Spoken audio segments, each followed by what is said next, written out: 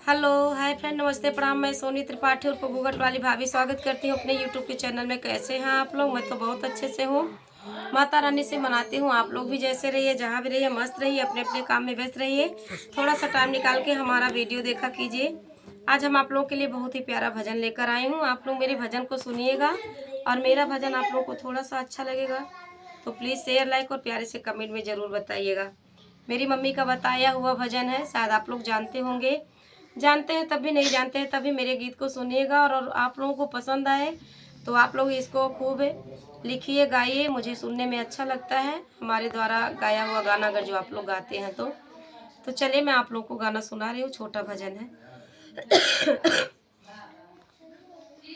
केहू बाड़े पार के जावैया हो खुलत बनैया, केहू बाट पार के जावैया हो खुलत बनैया।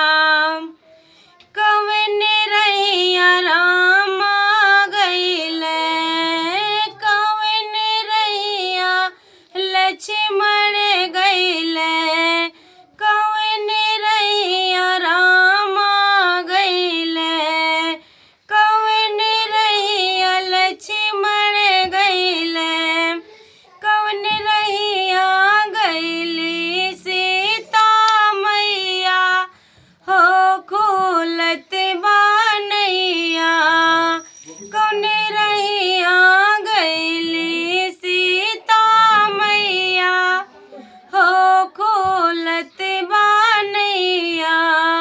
केहू बाट पार के जावैया हो खुलत बनैया, केहू बाट पार के जावैया हो खुलत बनैया। पूर्ववरिया रामा गइले, पछुवरिया लक्ष्मण गइले, पूर्ववरिया रामा गइले, पश्चिमवरिया लक्ष्मण गइले, ओही रहिया गइली सीता मैया हो खुलत बनैया, ओही रहिया गइली सीता मैया हो खुलत बनैया। केहू बाट पार के जावैया हो खुलत बनैया, केहू बाट पार के जावैया हो खुलत बनैया।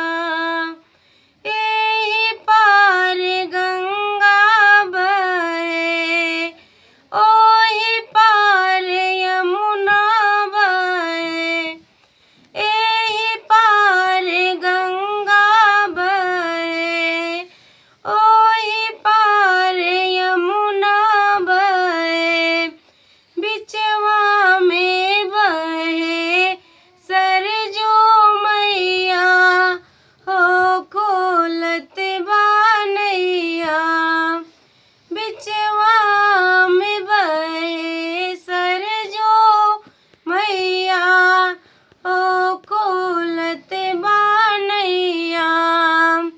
केहू बाट पार के जावैया हो खुलत बनैया, केहू बाट पार के जावैया हो खुलत बनैया।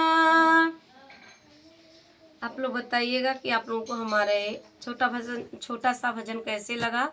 अच्छा लगा होगा तो प्लीज़ आप लोग कमेंट में ज़रूर बताइएगा। फिर मिलते हो नेक्स्ट वीडियो में आप लोगों की पसंद का गाना लेकर। तब तक के लिए जय माता दी, राधे राधे, जय श्री कृष्णा।